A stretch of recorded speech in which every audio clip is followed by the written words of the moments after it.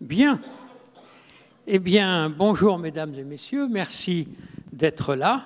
Alors, on a aujourd'hui le grand bonheur d'avoir avec nous donc Philippe Hersant, qui va nous parler de son travail autour de ces 3 opéras, puis de l'opéra en général. Je dois vous avouer que c'est un double plaisir. C'est un cycle que nous avons donc initié avec l'Académie des Beaux-Arts, avec 8 compositeurs qui parlent de la problématique d'écrire un opéra aujourd'hui. 5 parmi eux sont des membres de l'Académie des Beaux-Arts. Nous avons 3 compositeurs invités, qui sont donc Pascal Dussapin, Kaya Sariao et notre cher Philippe, bien que Kaya maintenant a été élu membre associé étranger. Je dois vous dire par rapport à toutes celles et ceux d'entre vous qui vont venir me voir à la fin en me disant « mais comment vous pouvez passer à l'Académie des Beaux-Arts à côté d'un compositeur aussi merveilleux ?»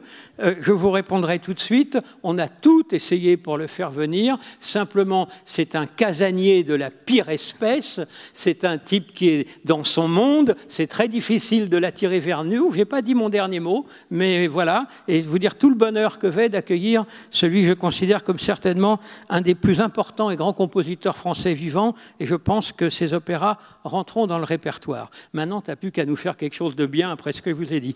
Merci.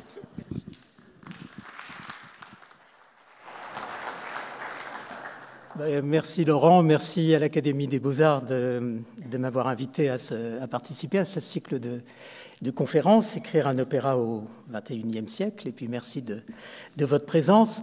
Alors ça sera pour moi l'occasion de livrer quelques réflexions sur l'opéra et sur mon évolution personnelle face à l'opéra au fil du temps. Alors enfant, je connaissais très mal le répertoire lyrique, j'en entendais beaucoup parler par mon grand-père maternel, qui était un grand amateur d'opéra, un ancien abonné de l'Opéra de Paris. Il m'a raconté une foule d'anecdotes, souvent très amusantes, sur l'Opéra Garnier. Et je lui dois aussi d'avoir vu mon tout premier opéra quand j'avais une dizaine d'années. C'était Madame Butterfly à l'Opéra Comique, où je dois avouer que je m'étais beaucoup ennuyé. Si j'ajoute à cela Aïda au terme de Caracalla et un peu plus tard Boris Godunov à l'Opéra de Paris, alors ça c'était vraiment un grand souvenir. Je crois que j'ai fait le tour des représentations d'opéra auxquelles j'ai pu assister lorsque je suis entré en classe de composition au Conservatoire de Paris à l'âge de 20 ans. Donc je suis entré à la classe d'André Jolivet, c'était juste après mai 68. C'était une époque où l'opéra avait très mauvaise presse, où il était considéré comme une forme totalement datée, dépassée, vieillotte et même moribonde. Thierry Esquèche, l'autre jour, au même endroit, ici même, a évoqué cela, et je pense que c'était encore plus flagrant de mon temps, si je peux dire, puisque j'ai quand même une quinzaine d'années de plus que lui. Et ça faisait plusieurs années qu'on proclamait que l'opéra était mort. On disait d'ailleurs un peu la même chose du roman. Ces 2 genres avaient eu un succès populaire au XIXe siècle parce qu'ils offraient comme un miroir de la société, parce qu'ils portaient une dimension sociale, une dimension politique, même dans le cas de Verdi, qui en Italie n'est pas seulement considéré comme un très grand compositeur, mais également comme des figures majeures de l'unité italienne. En tout cas, ce que l'on disait le plus, c'est que c'est le cinéma qui avait remplacé, qui avait pris la relève, et c'était vraiment le discours ambiant. En tout cas, dans ces années 60-70, bien peu de compositeurs avouaient écrire des opéras. Non pas qu'ils aient renoncé à des représentations scéniques d'une œuvre musicale chantée, loin de là, mais ils évitaient soigneusement ce mot, opéra. Ils choisissaient plutôt le nom de théâtre musical ou bien action, c'est le nom que donnait Luigi Nono à ses œuvres, et le mot opéra étant devenu absolument péjoratif, synonyme de passéisme réactionnaire. Étant à l'époque passablement suiviste et très imprégné par l'air du temps, jamais je n'aurais imaginé en 1968 que j'écrirais un jour des opéras. Je composais à l'époque une musique très radicale que je pensais avant-gardiste, mais comme ce que j'écrivais n'était pas sincère, en tout cas ça n'était pas ressenti, j'ai eu logiquement une grande crise d'inspiration pendant plusieurs années. Et lentement, mais sûrement, mon opinion sur l'opéra a vraiment commencé à changer dans ces années 70. C'est dû en grande partie au fait que j'ai commencé à travailler à France Musique, et je peux dire que c'est là, à France Musique, que j'ai acquis ma culture musicale, pas seulement opératique. J'aimais de plus en plus l'opéra, j'y allais de plus en plus souvent, et ça a culminé lorsque j'étais à la Villa Médicis à la fin des années 70, à Rome. si bien que peu de temps après mon retour de Rome, j'ai accepté la proposition d'écrire une petite œuvre lyrique, 45 minutes environ, qui s'appelait « Les visites espacées », livret et mise en scène de Jean-Claude Buchard, et qui a été présentée au Festival d'Avignon au début des années 80. Il n'y avait pas vraiment d'intrigue, c'est une sorte de cantate à trois voix de femmes avec une petite quinzaine d'instruments. Et ça n'était pas représenté dans un théâtre, mais dans une salle de l'Hospice Saint-Louis à Avignon, qui est devenu un hôtel de luxe d'ailleurs depuis. Et cette petite salle avait été maquillée en parloir de prison. Les spectateurs se trouvant donc en situation d'aller visiter des prisonnières dans un parloir. J'avais pourtant tenu fermement à appeler cette œuvre non pas théâtre musical, comme on le faisait à Avignon à l'époque, mais opéra de chambre. Et là, c'est vraiment un signe pour moi que le mot n'était plus tabou, comme il avait pu l'être 10 ans auparavant. Grâce à cette première expérience lyrique, j'ai connu des hommes de théâtre. Et dans les années qui ont suivi, j'ai beaucoup travaillé pour le théâtre, un grand nombre de musiques de scène pour Jean Jourdeuil et Jean-François Perret, et dans lesquelles la musique avait une place très importante souvent. Et ça m'a beaucoup appris sur le théâtre, sur les lumières, sur les décors, là-bas, tout un monde que je ne connaissais pas du tout jusque-là. Et ça a abouti à mon premier opéra, Le Château des Carpates, que j'ai écrit entre 1989 et 1992. Mais je n'étais pas le seul à avoir évolué dans cette direction. Il me semble que c'est précisément la période où beaucoup de compositeurs ont recommencé à vouloir écrire des opéras. Et à de très rares exceptions près, comme Henri Dutilleux par exemple, j'ai l'impression que tous les grands compositeurs de ces 40 dernières années ont ou bien écrit ou bien projeté d'écrire un opéra, même Pierre Boulez, qui a eu ce projet avec Samuel Beckett, puis avec Jean Genet. Cette renaissance a de quoi surprendre, mais là je rejoins tout à fait ce que disait Thierry Esquèche l'autre jour à ce même micro. Si l'opéra est toujours vivant, malgré la prophétie de sa mort annoncée tant de fois, c'est qu'il est extraordinairement souple, qu'il a su intégrer, ingérer, digérer les éléments les plus divers. Le cinéma, la vidéo, le cirque, la musique électronique, la technologie informatique, toutes les formes du théâtre vivant, même d'autres traditions comme le no japonais ou le théâtre d'ombre indonésien. Bref, il peut se métisser, il peut brasser tous les styles et la diversité des partis pris formels et esthétiques est extrême. La production lyrique, j'ai l'impression, dans la première moitié du 19e, était très homogène, au contraire. On avait souvent des opéras construits sur le même moule, parfois même sur un même livret qui servait plusieurs fois. Il est devenu, à notre époque, au contraire, très hétérogène. Il y en a pour tous les goûts. Il y a des opéras radiophoniques, il y a des opératoriaux, il y a des opéras rap, il y a des opéras qui sont proches de la performance, d'autres de la comédie musicale. Il y a des opéras sans intrigue, on pourrait dire presque sans livret. Il y a des opéras iconoclastes, il y en a d'autres qui sont traditionnalistes. Bref, s'il continue à intéresser la plupart des compositeurs, c'est précisément par cette faculté d'agréger les éléments les plus disparates et de pouvoir s'adapter à tous les partis pris esthétiques. Alors, a priori, un opéra, ça consiste la plupart du temps, mais pas forcément, à raconter une histoire, les épreuves psychologiques ou amoureuses d'un parcours, les passions, les conflits. C'est très clairement dans cette voie que se situent mes trois opéras, Le Château des Carpates, Le Moine Noir et Les Éclairs, ces trois opéras ayant été écrits à des intervalles assez espacés.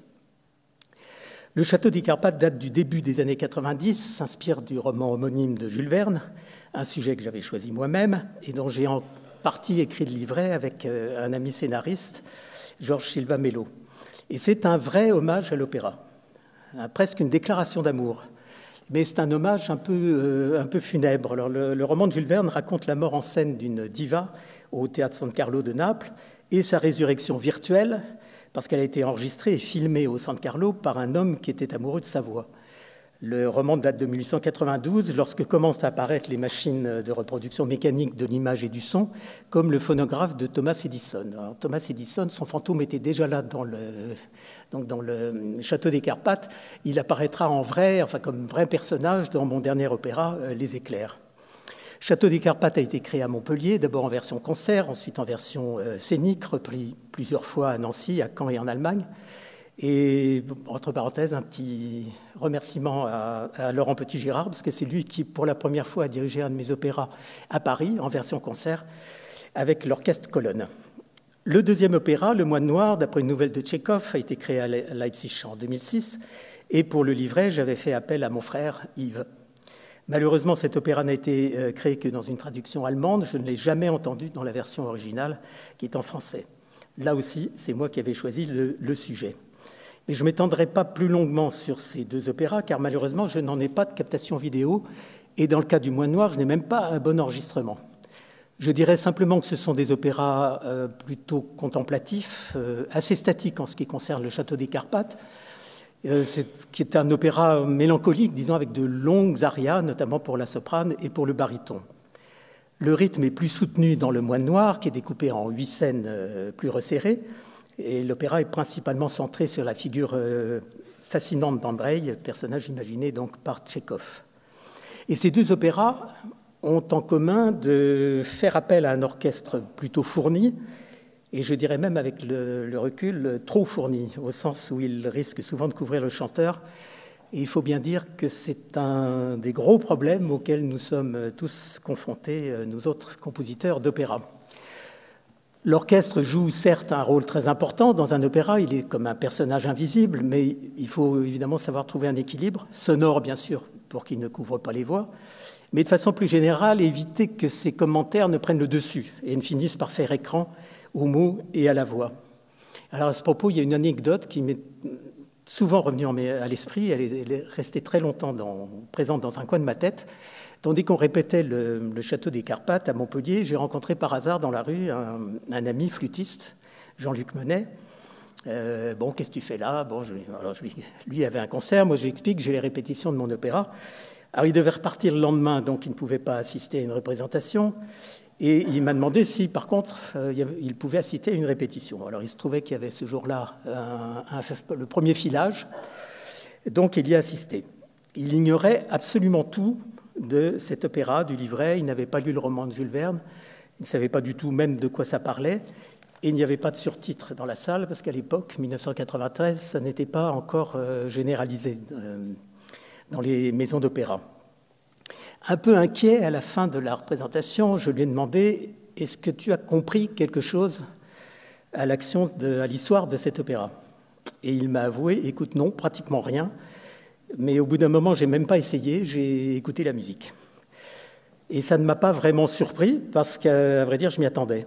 J'ai quand même senti à ce moment-là, confusément, qu'un opéra chanté en français, dont un Français n'arrive guère à comprendre ni l'intrigue ni les dialogues, c'est une œuvre à qui il manque quand même une patte. Enfin, en tout cas, il y a une patte les deux pattes ne sont pas bien proportionnées. Alors, le même ami Jean-Luc Menet a vu Les Éclairs l'an dernier. Alors, je ne sais pas du tout s'il se souvenait de cette anecdote après la répétition du Château des Carpates. Mais là, il m'a déclaré que pour une fois, il s'était intéressé de bout en bout à l'action, alors que d'habitude, il avait tendance à l'opéra, quel que soit le répertoire, à n'écouter que la musique et à se désintéresser de ce qui se passait sur scène. Et je connais ça très bien parce que je dois avouer que ça m'arrive aussi très souvent. Je me laisse porter par la musique. J'étais content qu'il me dise ça à propos des Éclairs parce que c'était clairement un des buts que je m'étais fixé en écrivant mon 3e opéra, qui a été créé donc il y a tout juste un an. Disons que mon but, c'était d'essayer de détromper, de démentir Boileau, qui avait écrit un jour à Racine « On ne fera jamais de bon opéra, la musique ne sait pas raconter ». Je me suis mis à relire la préface de Tarare de Beaumarchais, qui est un texte très étonnant sur ce sujet.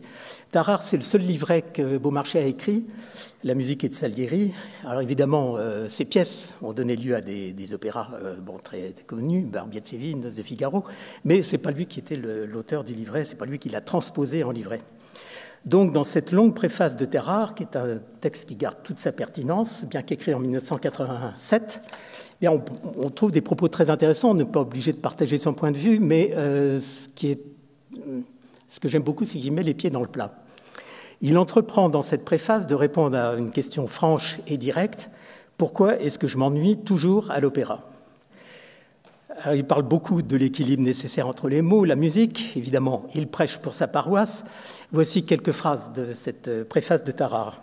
« Or, s'il est vrai, comme on en peut douter, que la musique est à l'opéra ce que les vers sont à la tragédie, une expression plus figurée, une manière plus forte de présenter le sentiment ou la pensée, gardons-nous cependant d'abuser de ce genre d'affectation, de mettre trop de luxe dans cette manière de peindre. Une abondance vicieuse étouffe, éteint la vérité. L'oreille est rassasiée, mais le cœur reste vide. Sitôt que l'acteur chante pour chanter, l'intérêt est anéanti. Mais, direz-vous, il faut bien qu'il chante puisqu'il n'a pas d'autre idiome. Oui, mais tâchez que je l'oublie. L'art du compositeur serait d'y parvenir, qu'il chante le sujet comme on le versifie, uniquement pour le parer, que j'y trouve un charme de plus et non un sujet de distraction. Et il va même jusqu'à écrire « Il y a toujours trop de musique dans l'opéra, elle en est toujours surchargée. Et vous, musiciens de l'orchestre, vous n'exprimez que du bruit si vous étouffez la parole. Au chanteur, je dis « prononcez bien », à l'orchestre, je dis « apaisez-vous ». Donc, préface de Tarare de Beaumarchais. Après le Moine Noir, je souhaitais donc, moi aussi, essayer de parvenir à un meilleur équilibre, si d'aventure je remettais un opéra en chantier, que j'imaginais d'ailleurs sur un sujet peut-être plus actuel, plus actif, plus vivant, plus choral. J'ai eu plusieurs idées en tête, mais ces projets, pour diverses raisons, n'ont pas abouti. Et puis une proposition qui est venue, il y a un peu plus de 3 ans, et elle émanait d'Olivier Mantilly, qui était alors le directeur de l'Opéra Comique. Il m'a demandé si je serais intéressé par un livret qu'il avait commandé au romancier Jean Echnoz. Le livret était tout écrit, il venait de le recevoir. J'étais amusé lorsque Laurent Petit-Gérard a dit l'autre jour dans sa conférence « Nous autres compositeurs, on a tous reçu des livrets de 75 pages d'auteurs qui voudraient qu'on les mette en musique et qui ne se rendent absolument pas compte que 75 pages, c'est infiniment trop long. » C'est exactement ce qui m'est arrivé. Le livret de Jean Echnoz faisait 75 pages. Il traitait d'un sujet auquel je n'aurais jamais pensé moi-même. C'était une adaptation de son roman « Des éclairs » qu'il avait écrit une dizaine d'années plus tôt. Jusque-là, c'est moi qui avais choisi mes sujets. Je tenais à ce qu'il en soit ainsi. Je n'aurais pas pensé revenir là-dessus, mais pour les éclairs, rien ne s'est vraiment passé comme prévu. J'avais lu plusieurs romans d'Echnoz que j'appréciais, dont j'appréciais beaucoup l'humour. Je me suis donc plongé dans son livret avec curiosité et surtout avec une grande perplexité. Comment avait-il pu tirer un livret de ce récit très long, où il se passe énormément de choses, dans lequel il n'y a pas un seul dialogue, alors qu'un opéra, par définition, il n'y a que des dialogues. Alors Jean m'a avoué par la suite qu'il a lui-même été bien perplexe lorsqu'Olivier Mantilly lui a commandé ce livret. C'est la première fois qu'il se livrait à ce genre d'exercice. Et même si la musique occupe une place importante dans son œuvre, le monde de l'opéra n'était pas particulièrement familier. Donc il a pressé Olivier Mantilly de questions, mais qu'est-ce qu'on peut faire à l'opéra? Qu'est-ce qui est techniquement possible? Et Olivier lui a répondu, on peut absolument tout faire. Donc ça l'a libéré. Il a fait un livret en 4 actes qui raconte la vie de l'ingénieur Nikola Tesla, de manière romancée, c'est pourquoi il lui a donné un nom différent, celui de Grégor. Il s'y passe donc énormément de choses, il y a 24 scènes, 22 changements de décor, et dans sa structure, le texte en fait se présente plus comme, à mon avis, comme un scénario de cinéma que comme un livret d'opéra. Bref, beaucoup de raisons pour considérer qu'en l'état, le projet n'était pas viable, pas réalisable, en tout cas très complexe pour le metteur en scène et pour le compositeur, et pourtant j'ai dit oui. Donc avant d'expliquer les raisons de ce oui, comme j'ai beaucoup parlé, je vous propose de regarder la première scène de l'opéra, Les éclairs, donc l'arrivée de Nikola Tesla, alias Grégor, en Amérique. Donc c'est l'extrait numéro 1.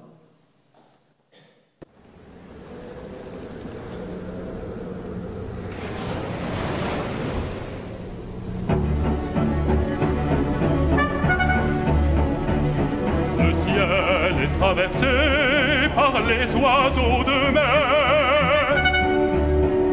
Nous approchons des côtes après un long voyage. Je viens offrir mon cerveau à l'Amérique. Je voyage léger, je n'ai que ce chapeau pour protéger mon encéphale.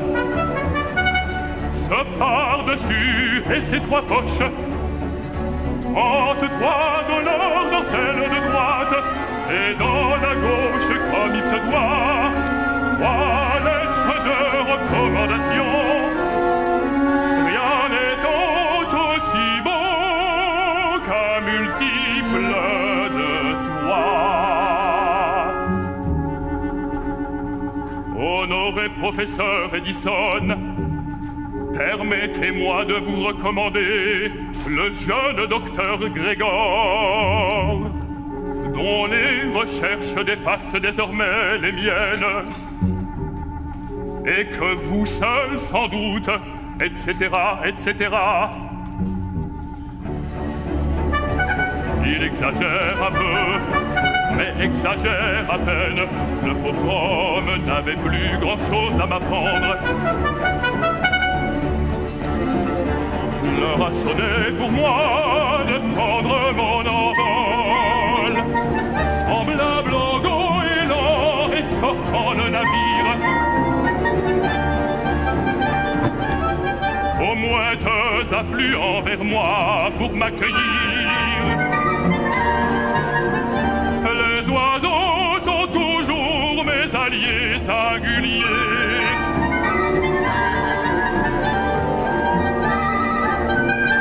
Ils nous guident et la terre est proche. Mon chapeau, mes lettres, les oiseaux, tous enfuis.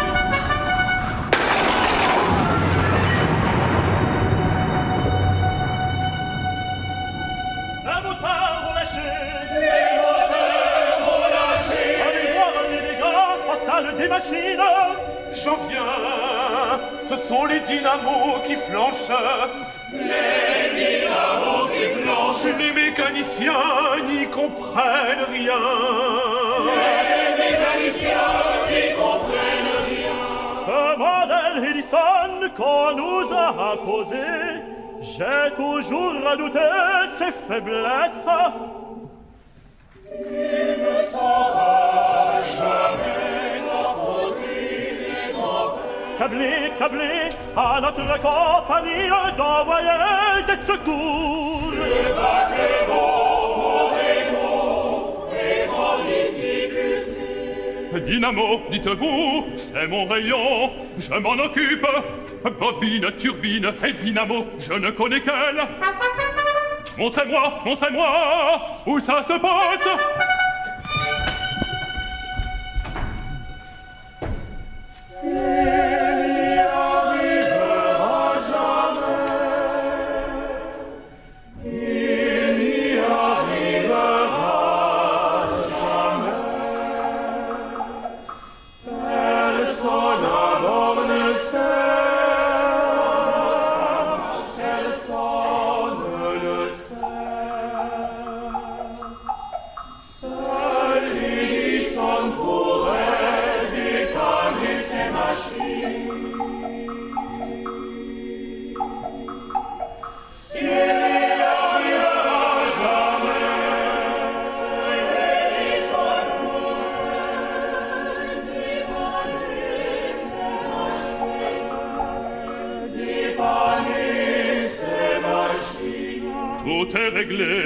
J'y ai mis bon ordre, petit problème avec l'axe de l'arbre.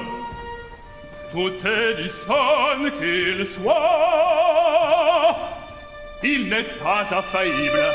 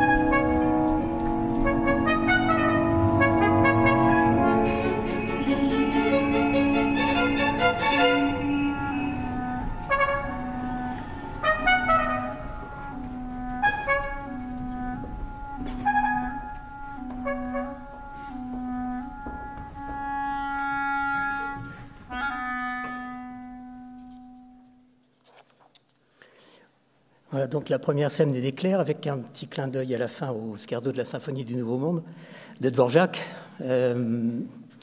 qui a été un moment directeur du Conservatoire de New York. Ils étaient Tesla et Dvorak, tous deux originaires d'Europe centrale. Ils se sont rencontrés. Dvorak a assisté à une expérience de Tesla dans son laboratoire.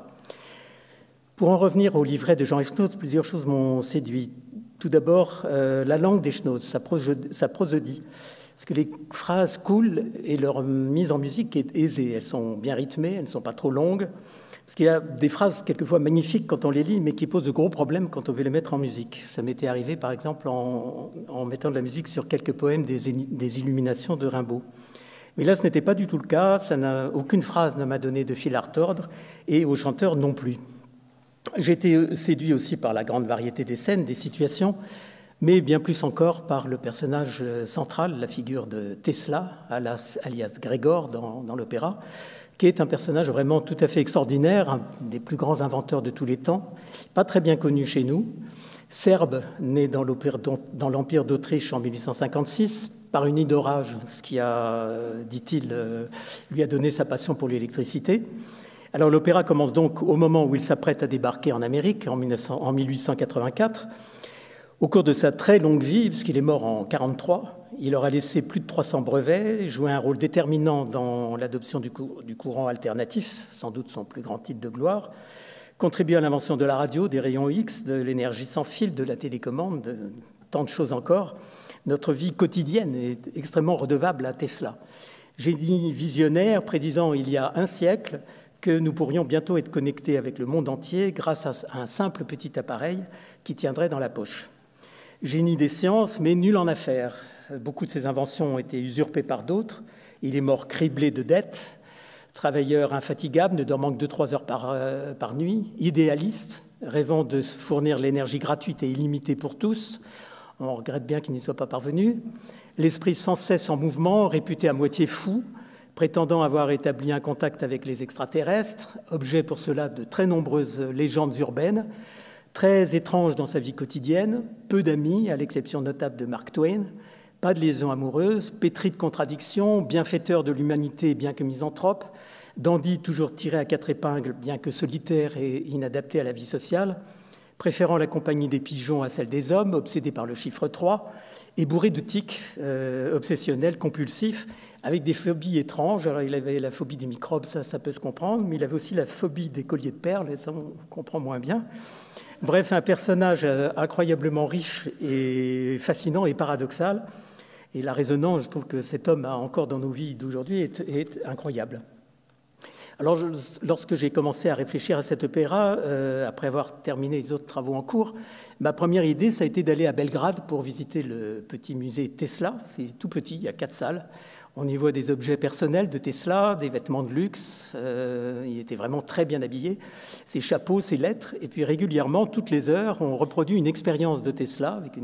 C'est très impressionnant. Il y a une énorme turbine qui lance des éclairs. Je suis resté un petit peu à l'écart. Et au retour de cette visite à Belgrade, j'ai donc rencontré Jean Echnoz dans un café pour discuter du livret. C'est un homme tout à fait charmant, très sympathique, très ouvert. Et je lui ai dit que, franchement, le texte risquait d'être beaucoup, beaucoup trop long.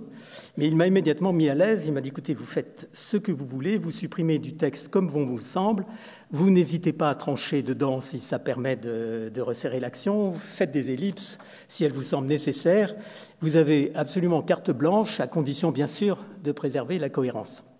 C'est ainsi qu'on a opté pour un rythme rapide, dont la première scène qu'on vient de voir est un bon exemple, puisqu'en 5 minutes, on a la présentation du personnage principal, une panne de moteur, sa réparation, le débarquement à New York et même le début de la deuxième scène qu'on commençait à voir arriver sur l'écran. Donc une collaboration fructueuse s'annonçait vraiment. Et puis sur ça est arrivé le confinement en mars 2020, suivi des semi-confinements. Si bien que j'ai écrit cet opéra, j'ai l'impression de l'avoir écrit tout seul dans mon coin. Alors bien sûr, on s'appelait de temps en temps, on s'envoyait des emails. Mais j'avais l'impression qu'on était tous un peu tétanisés par ce qui se passait, comme beaucoup de gens, je pense. Et puis on avait surtout un peu tous le pressentiment que peut-être tout serait annulé. Il y a quand même beaucoup de choses qui se sont annulées à cette époque-là, donc c'est pas forcément très très pratique, très facile de se lancer dans la composition d'une œuvre dans ces conditions. Et si bien qu'au moment des premières répétitions, 1 mois avant la première, je n'avais jamais rencontré la chef d'orchestre, Ariane Mathiac, ni aucun des chanteurs. Je n'avais eu que 2 réunions avec Jean Echnoz et le metteur en scène, Clément Hervieux-Léger. Et même ce moment que j'aime particulièrement dans la préparation d'un opéra, qui est la présentation des maquettes et des décors et des costumes, quand on commence à voir à quoi ça va ressembler, eh bien ça n'a pu se faire que dans une de ces visioconférences que je déteste. Donc pour en revenir au livret, je dirais qu'une des raisons essentielles qui m'a poussé à me lancer dans l'aventure, eh bien c'est précisément ce qui m'avait inquiété le plus à la première lecture. Le livret d'Echnoz, avec sa profusion de scènes, de dialogues, de situations diverses, son allure de scénario de cinéma, m'obligeait à changer radicalement ma façon de raconter une histoire et de concevoir l'opéra. Pour que ça puisse fonctionner, je devais absolument introduire un élément qui n'était pas vraiment présent dans mes opéras précédents, à savoir la vitesse et la narration rapide. Mais évidemment, on ne change pas si vite ses habitudes. J'ai commencé à écrire donc quelques scènes de l'opéra et en installant des climats pour chaque scène avec des mesures d'introduction, des épilogues instrumentaux, des interludes. Et je me suis vite rendu compte que si je continuais comme ça allait durer plus longtemps que le crépuscule des dieux. Donc je me dis, il ne faut pas d'interlude, il ne faut pas de prélude, il ne faut pas de postlude, en tout cas le moins possible. À propos de Péléas et Mélisande, Debussy avait écrit « J'ai voulu que l'action ne s'arrêtât jamais, qu'elle fût continue, ininterrompue ». C'est un petit peu ça que je visais.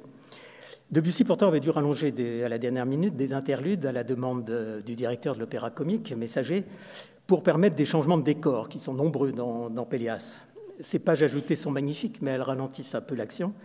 Et Debussy, évidemment, aurait préféré s'en passer. Les contraintes techniques, heureusement, ne sont plus celles de Péléas et Mélisande. Et la solution trouvée par Clément Hervieux-Léger et Aurélie Mestre, qui a fait les décors, c'est celle du changement de décor à vue. On en a vu un exemple donc, à la fin de l'extrait qui vient d'être projeté. On avait évoqué avec Clément ce procédé qu'on trouve souvent dans les comédies musicales américaines. Le personnage ne bouge pas. Enfin, ses jambes s'agitent, il fait des claquettes, par exemple, mais sur place. Il ne se déplace pas d'un point à un autre. C'est le décor qui se déplace derrière lui. Bien, c'est ce qui se passe dans sa mise en scène. Et j'ai trouvé, pour ma part, qu'il y avait beaucoup de poésie dans les changements de décor à vue. Il y a 2 arts auxquels les éclairs font clairement référence. C'est le 7e et le 9e, à savoir le cinéma et la bande dessinée.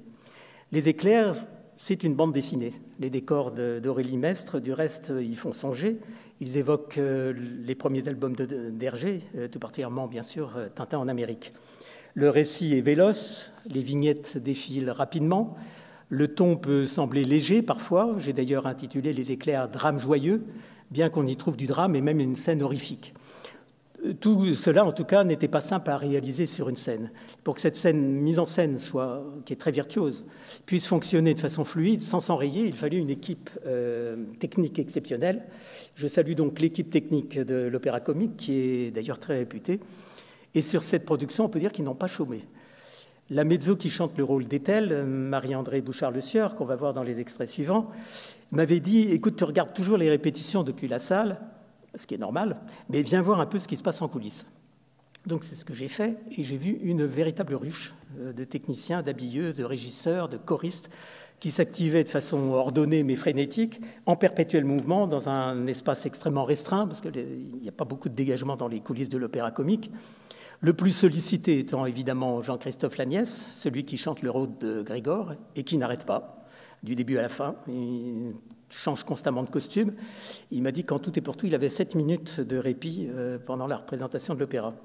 Je n'ai en tout cas pas regretté d'avoir fait ce petit détour en coulisses.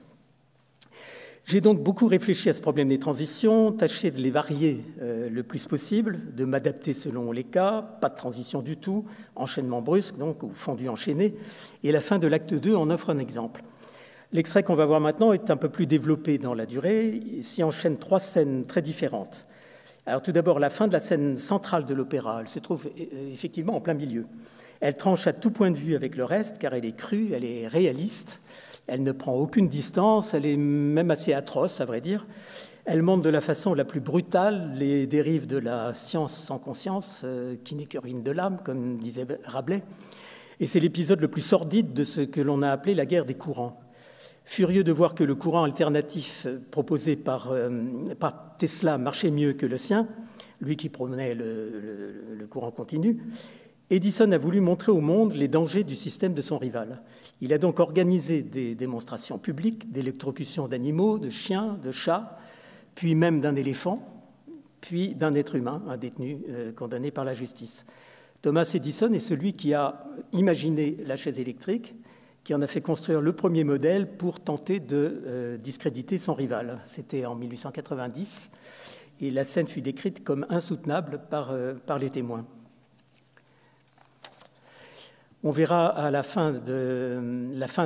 donc la fin de cette scène d'électrocution d'un détenu que j'ai choisi d'enchaîner de la façon la plus abrupte à une scène de fête, laquelle devient vraiment obscène après l'exécution capitale à laquelle on vient d'assister.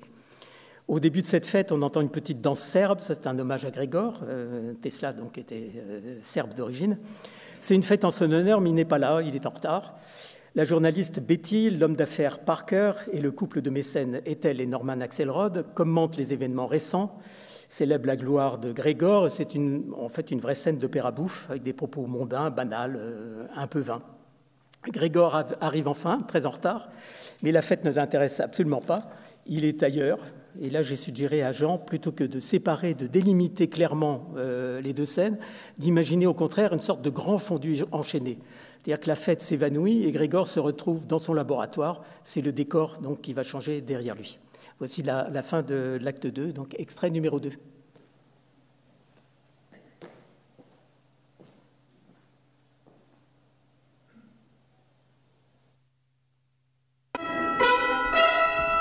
Toute expérience a ses inconvénients. Ce sont les aléas de la recherche scientifique. Allons, messieurs, toutes les Davos.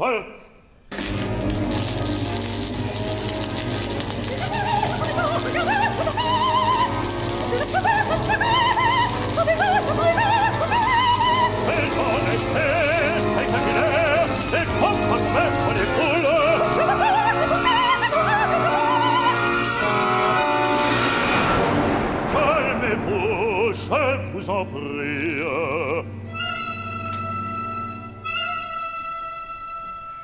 Et cela devrait toucher maintenant à son terme. Le sujet m'a bien l'air de ne plus réagir.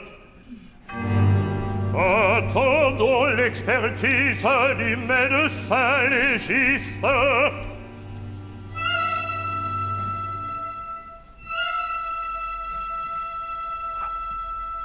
Je crois que nous pouvons signer l'acte de décès.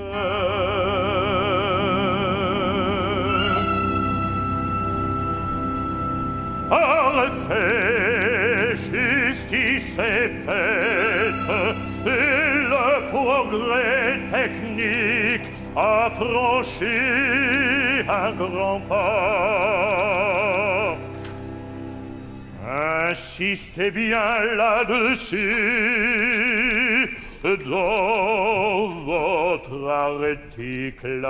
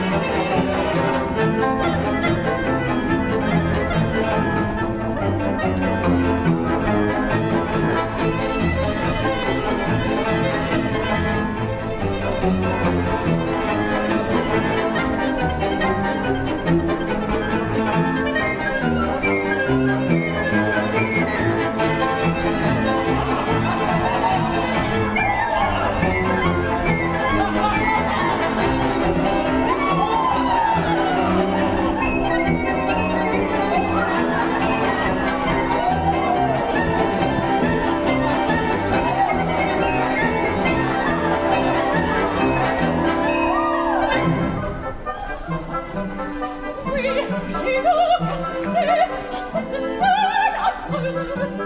Edison espérait discréditer Grégor. Discréditer Grégor. C'est un échec total, il a raté son coup. Il a raté son coup. Il a fait retourner l'opinion contre lui.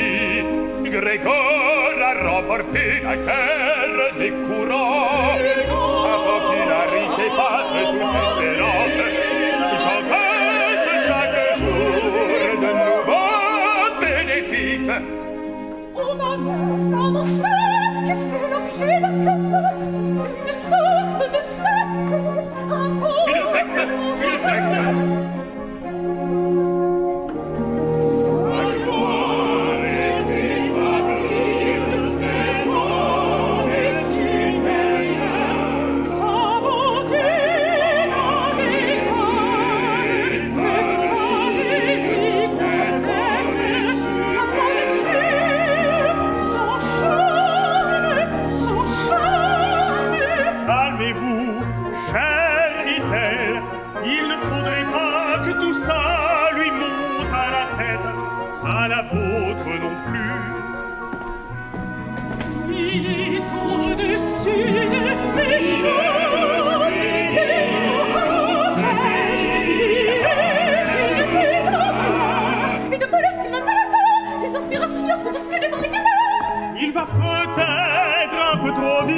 Passant d'une idée à l'autre sans jamais en profiter vraiment.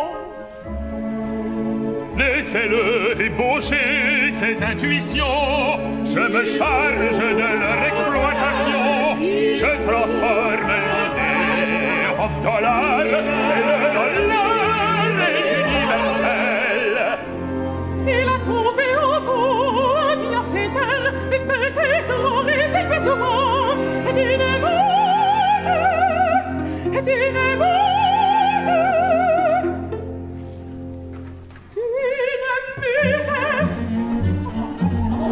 J'ai oublié mes cigarettes. Vous n'en auriez pas une. C'est mon tabac, mais pas de papier. Voulez-vous du mien? Du papier, j'en ai plein. Mais ce sont des billets de banque. Je vous disais bien que c'est universel. Il faut bien que l'argent nous serve à quelque chose.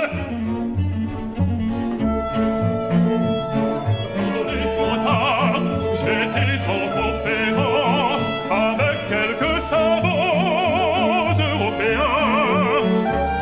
À Paris, à Londres, à Berlin, on s'intéresse à mes travaux. Il vient de Sueur, et moi qui vous suis penché, moi qui vous vois si peu, et vous admire tant. Voudriez-vous m'aider, être mon assistante? Mais je n'entends rien à tout cela. Je ne pensais pas à vos travaux. J'ai mis le projet en tête. Voir au travers des choses opaques, détecter leurs mouvements lointains.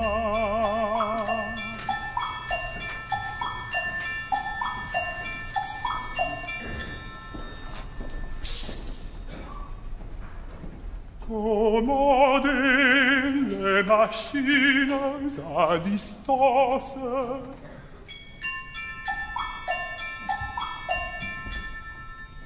Accélérer les particules.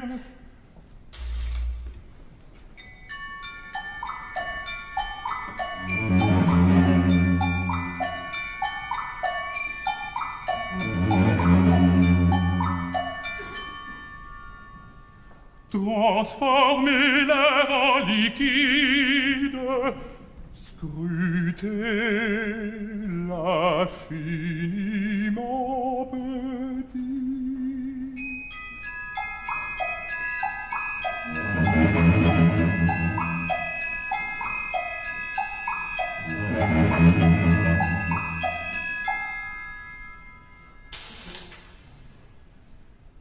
J'ai tant et tant de choses à faire.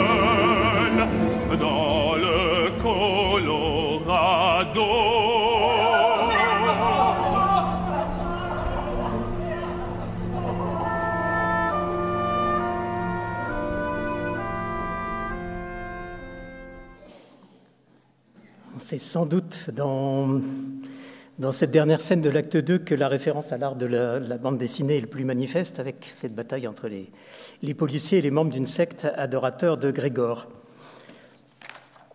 Alors les deux derniers actes des éclairs vont montrer la chute progressive de Grégor.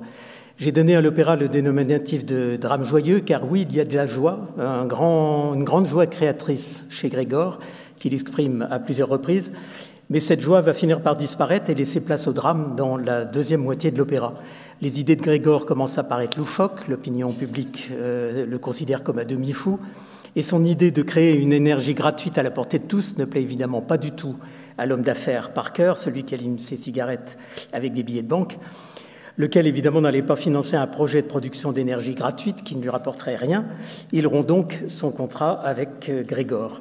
Et l'histoire défile très vite, si vite qu'on perd la notion du temps. Impossible de dire sur quelle durée s'étend l'action. Dans la réalité historique, donc dans la vie de Nikola Tesla, cela correspond à 60 ans.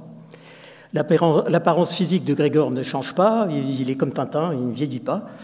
Clément Hervieux-Léger et sa réalisatrice, la réalisatrice des décors, Aurélie Mestre, ont eu la bonne idée de suggérer tout de même le passage du temps, mais c'est dans les décors. On voit les gratte-ciels de New York s'élever de scène en scène au fil de l'opéra, puis il y a la même évolution dans les costumes de Caroline de Vivez.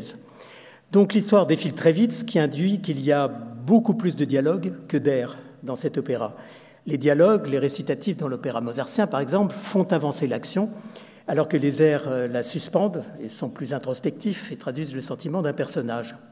Il y a tout de même quelques airs dans les éclairs, mais ils sont très brefs. Je vais m'attarder juste un peu sur un d'entre eux, celui du mécène Axelrod, Norman Axelrod.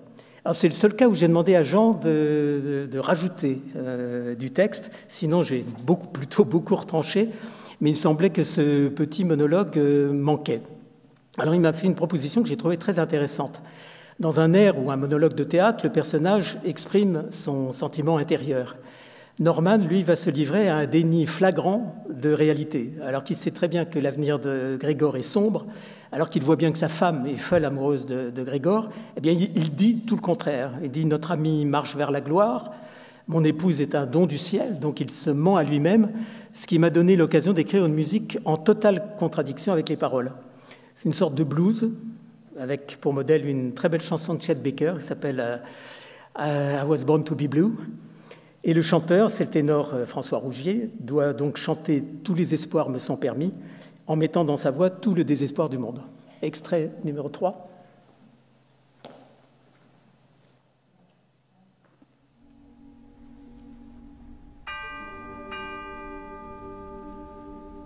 Voyons, voyons, parmi tous ces titres, celui qui conviendra le plus à notre invité de ce soir.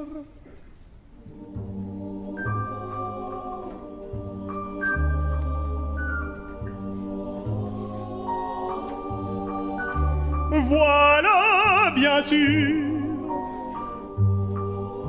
les grandes espérances. Rien ne saurait s'accorder mieux à l'avenir qui se dessine et nous promet des jours heureux. Je vois bien que tout nous sourit.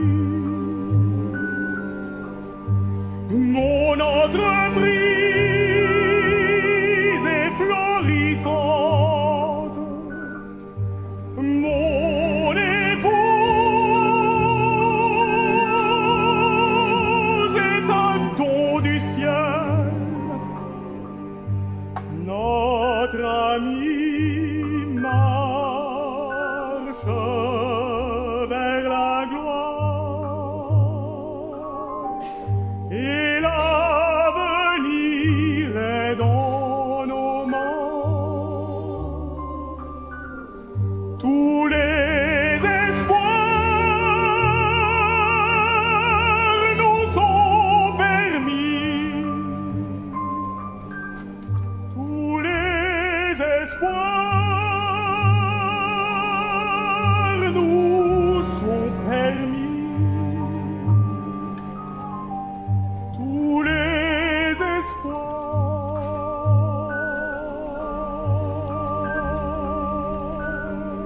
me sont permis.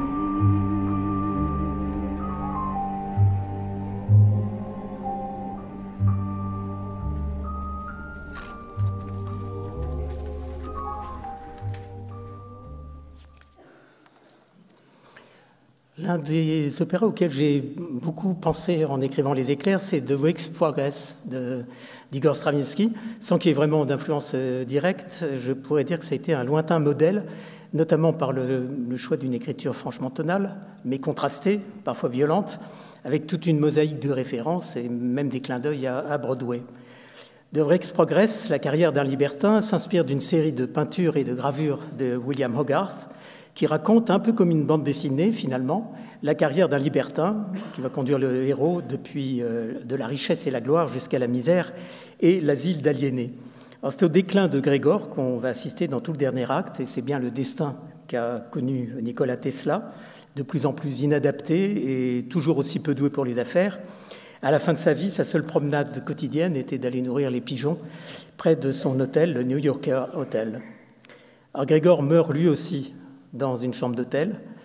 L'intrigue sentimentale est inventée par George Snows. Le couple Axelrod s'est défait. Ethel a décidé de quitter Norman. Elle est convaincue qu'elle pourra vivre avec Grégor et le sauver, mais il refuse même de lui ouvrir la porte. C'est la dernière scène de l'opéra. Extrait numéro 4.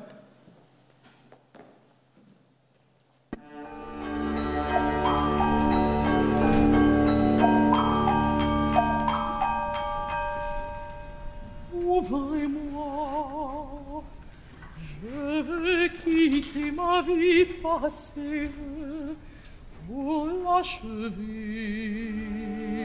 auprès de vous. Je ne regrette rien, je ne sacrifie rien. Dans votre corps, je vais renaître.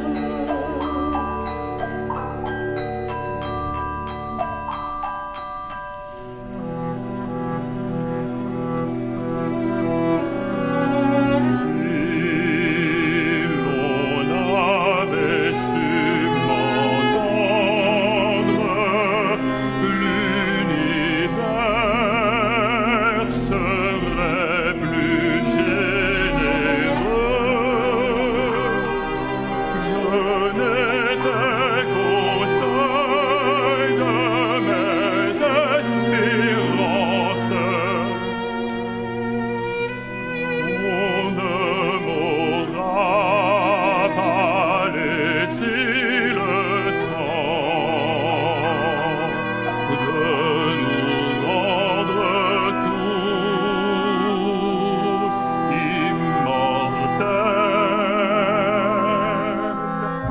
je saurai vous rendre confiance. Je crois en vous plus qu'en un roi, plus qu'en un prophète, en un Dieu. Mais ouvrez cette porte. M'entendez-vous, moi?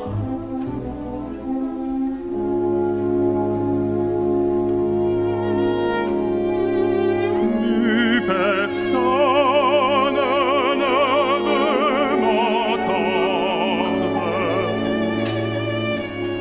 Délibérer ma dernière colombe, rendu sa liberté à l'oiseau brave. Si tous les oiseaux m'abandonnent,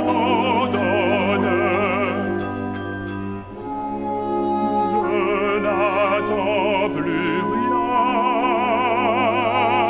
de ce monde. Vous et moi, nous pouvons changer ce monde. Je saurai le convaincre de vous accueillir, de vous partir en triompher, pour devenir le sauveur et le maître. Non, je n'aurais jamais été que son esclave. Vous m'entendez, je le vois bien.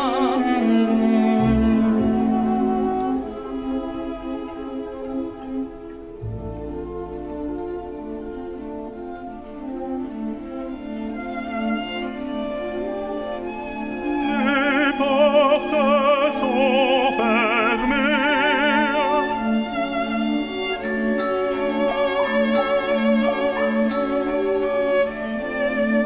Tout espoir est éteint.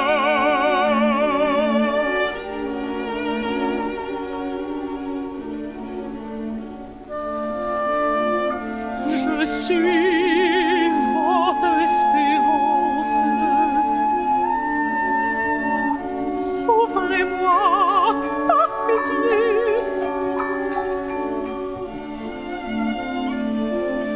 Je ne veux plus voir personne.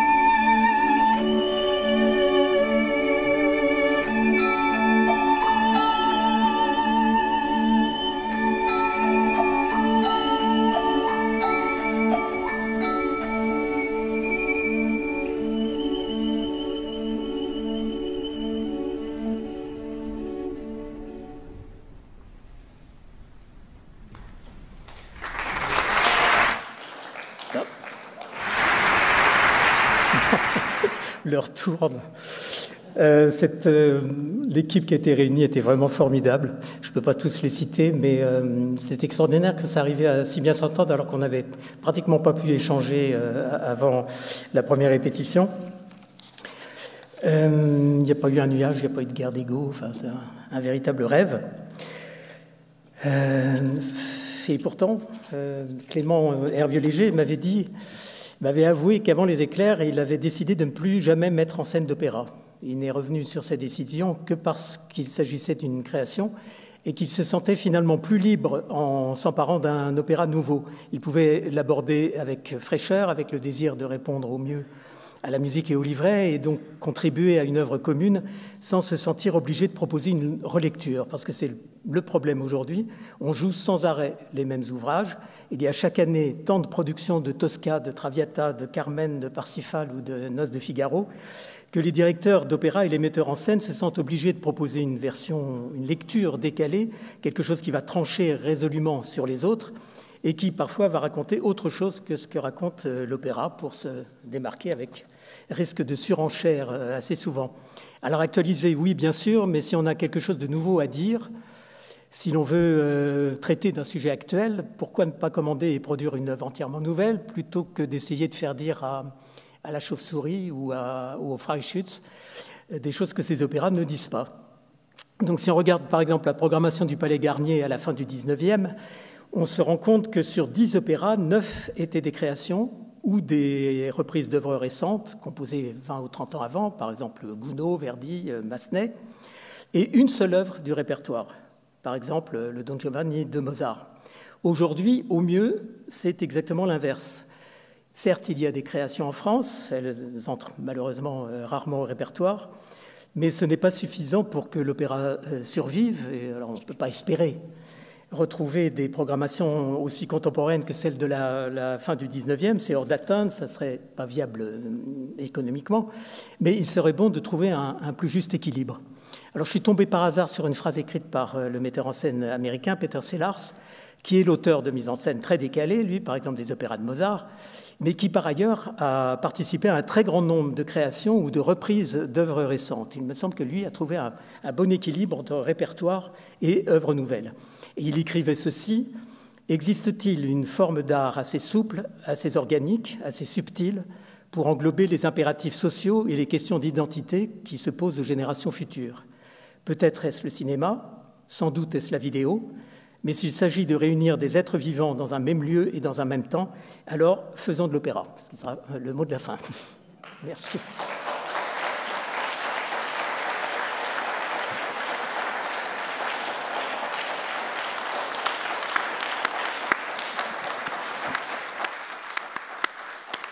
Je crois qu'un petit temps... on entend, oui. Je crois qu'il y a un petit temps prévu, là, une dizaine de minutes pour des questions, si vous en avez. Oui. Alors, vous avez un micro qui est à côté, comme ça, tout le monde pourra... Excusez-moi. Merci pour votre brillante conférence et pour ce magnifique spectacle que j'avais eu la joie de voir à l'Opéra Comique. Est-ce que vous avez de nouveaux opéras en chantier? Et est-ce que les éclairs vont être repris dans d'autres théâtres prochainement? Alors, il y a une reprise des éclairs qui est prévue à l'Opéra d'Athènes. C'est un peu loin. C'était une coproduction avec Athènes. C'était aussi une coproduction avec Zagreb, mais des gros problèmes à Zagreb, parce qu'il y a un tremblement de terre. L'opéra a été fissuré. Enfin bon. En France, je ne sais pas. Je pense que l'Opéra Comique le redonnera peut-être... dans une prochaine saison. J'ai d'autres projets d'opéra, mais rien encore très, très avancé. C'est compliqué à mettre en place. Très compliqué.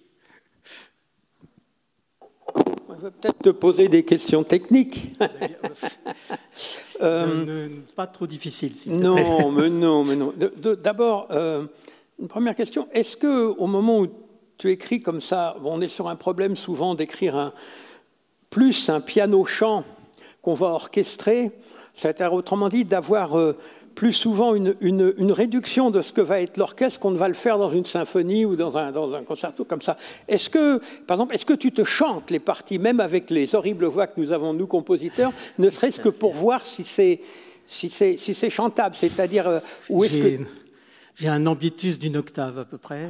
Oui, peut-être, oui, c'est ça. Mais quel est ce rapport? Et surtout, alors, une autre question qui m'a toujours hanté, c'est garder le contrôle. Moi, j'avoue, c'est pour ça que j'ai dirigé les créations de mes opéras. C'est parce que j'étais là pour surveiller le metteur en scène, parce que je ne pouvais ne pas quitter. Et j'ai souvenir, lorsque nous discutions tous les deux, que je crois que tu parlais d'une reprise, je pense que c'était peut-être du Moine Noir, ou je ne sais plus duquel de tes 2 premiers opéras. Non, c'était du Château des Carpates. Château des Carpates, tu n'étais même pas autorisé à aller aux répétitions. Oui, quand ça a été redonné en Allemagne, dans une autre mise en scène, je n'ai eu droit d'assister qu'à la générale.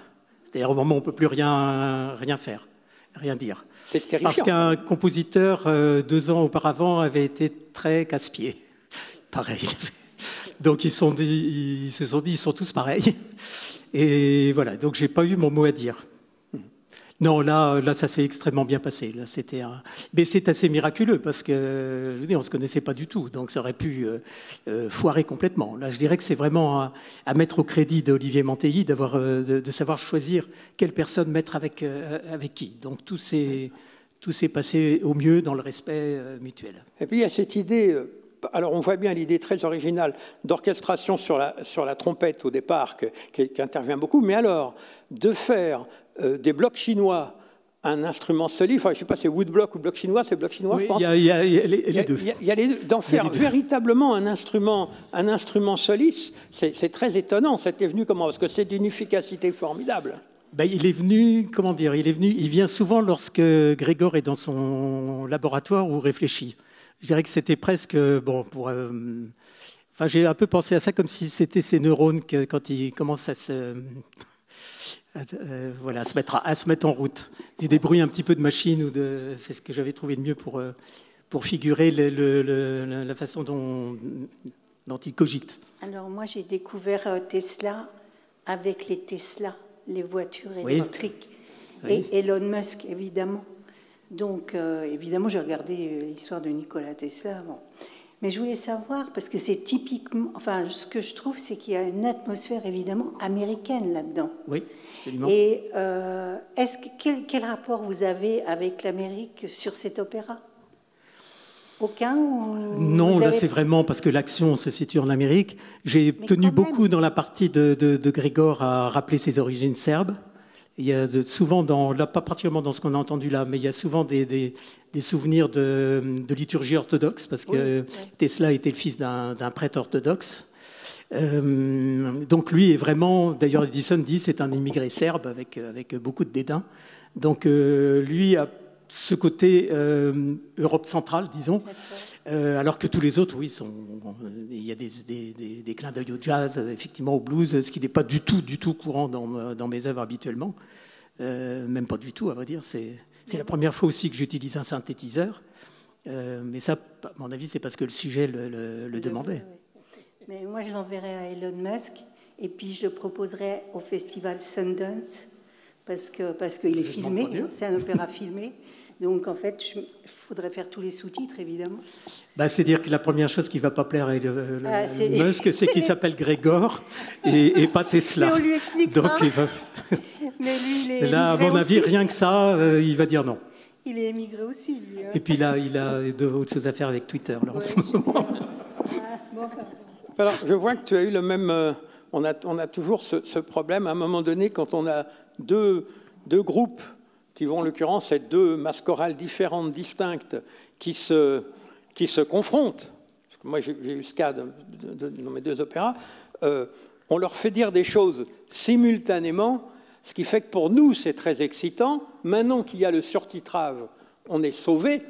Mais très sincèrement, 2 chœurs qui chantent ensemble en disant des choses différentes, on ne peut pas espérer que ce soit compréhensible. Bien sûr, dans des cas comme ça où effectivement la compréhension ne peut pas, est impossible, le principal c'est qu'on comprenne l'essentiel, c'est-à-dire qu'on comprenne qu'il y a une secte des policiers de l'autre côté, dont on sait bien ce qu'ils doivent être en train de dire après une explosion pareille. Bon. Donc là, il suffit que le sens général de la scène soit compris.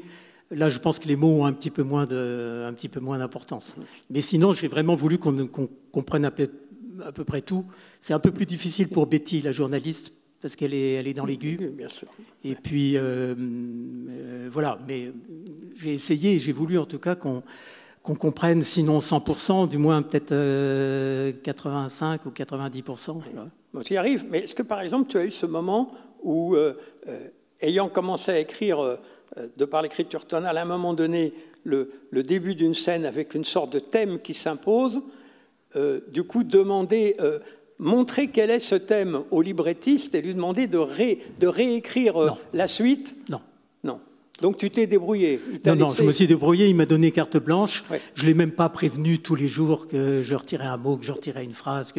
Je pensais que c'est au bout d'un moment, ça l'ennuierait plutôt qu'autre chose. Ouais. Non, il m'a vraiment laissé complètement libre. Régulièrement, tous les mois, je disais, voilà... mais je n'ai pas supprimé de scène, j'ai supprimé quelques redites dans les dialogues. Et alors, une dernière question, on ne veut pas monopoliser, mais il y a une dernière question parce qu'elle est vraiment concernant, mais qu'est-ce que tu veux, c'est ça, voilà. On voit que tu es secrétaire perpétuel. C'est odieux, n'est-ce pas? Oui. Mais c'est... bon, Echnaut, c'est un peu quelque part une star, enfin, c'est un homme extrêmement réputé, donc il a sa position. Est-ce que tu as, dans tes 2 opéras avant, été confronté à ce problème de la difficile position que va avoir un librettiste? Par exemple, on regarde les affiches dans la plupart des opéras, il n'y a plus que le compositeur. Hein, et dans un opéra moderne, quand on fait une commande d'opéra à un compositeur, actuellement, il n'y a rien pensé pour le librettiste. C'est souvent le compositeur lui-même qui est obligé de payer son librettiste. Donc, il y a un problème. Moi, j'étais confronté dans mon premier opéra à un vrai problème d'orgueil, d'orgueil blessé du librettiste qu'il fallait presque protéger. Et ce rapport, je ne parle pas avec Echnaut, mais avec les premiers, ça s'est toujours très bien passé, c'était facile? L'un d'entre eux est dans la salle, c'est mon frère. Ça c'est évidemment, c'est facile. Ouais. Mais... C'est pas forcément avec lui que ça se passe le mieux. Comment dire?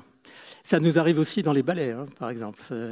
Sur une affiche de ballet, la musique, c'est un tout petit, c'est le chorégraphe qui est... Bon, c'est vrai que c'est malheureux, c'est sûr. Et tu parlais d'autre chose avant, mais j'ai oublié de quoi. Donc, bon, pas grave. Est-ce qu'il y a d'autres questions? Oui. Oui, moi j'ai juste une petite curiosité. Pourquoi Edison, vous l'appelez Edison, et Tesla, vous l'appelez Grégor? Alors, ça, c'est pas moi, c'est Jean Echnaut. Edison, tout ce qui est montré d'Edison est tout à fait exact. C'est-à-dire, c'était vraiment humainement le salopard qu'on voit dans l'opéra. Cette histoire d'électrocution, tout ça est absolument vrai. Alors que pour Tesla, c'est quand même énormément romancé. Donc il a préféré l'appeler Grégor. Et il m'a dit, alors là, j'ai trouvé la raison assez particulière, je ne sais pas pourquoi, il m'a dit les noms qui se terminent par un A, ça ne fonctionne pas. Nicolas, Tesla, il trouvait que ça ne collait pas. Voilà, c'était son... Mais finalement, j'aime bien qu'il l'ait appelé Grégor parce que même si le chanteur qui fait, il ressemble à Tesla. Enfin, il est très grand, très mince, comme l'était Tesla. Ils ont vraiment des points communs. Mais c'est vrai que je pouvais être plus libre avec un personnage à moitié fictif, disons. La question de fin pour te feinter, la distribution des voix. C'est-à-dire quand tu as un opéra comme celui-là avec ces personnages, immédiatement, c'était très clair pour toi qui allait être le ténor. Par exemple, on aurait pu penser Tesla le ténor et le mécène baryton. Non, on voit la répartition comme ça des voix est évidente tout de suite en fonction des caractères. J'ai fait j'avais au départ pensé que le mécène serait baryton et que l'homme d'affaires, Parker, serait ténor. Et en fait, j'ai interverti. Mais d'ailleurs, pendant longtemps, ils en sont restés là à l'Opéra Comique. Donc, Jérôme Boutillier était annoncé comme ténor. Bon. Mais sinon, non, j'ai pensé, pour les 2 femmes, ça, évidemment, sans hésitation. Et j'ai pensé tout de suite que Tesla, enfin Grégor, serait un baryton, ce qu'on appelle un baryton Martin, c'est-à-dire comme Péléas, c'est-à-dire qui monte assez haut. Alors qu'Edison est une basse plus... Voilà, il est une baryton basse. Et Parker, un baryton bouffe.